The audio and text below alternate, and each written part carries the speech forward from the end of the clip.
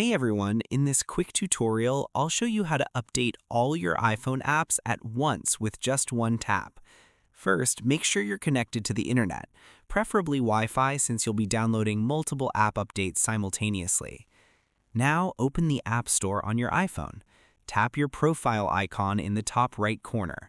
Scroll down a bit and you'll see a section called Upcoming Automatic Updates. This shows all the apps that have available updates. Instead of updating each app individually, which takes forever, look for the Update All button at the top of your apps. Just tap it, and your iPhone will start downloading and installing all available updates at once. Since all of my apps are up to date, there is no option for Update All, but if you've multiple apps that needs updates, this is where you can update all apps at once. As the updates complete, you'll see apps move from the pending list down to recently updated.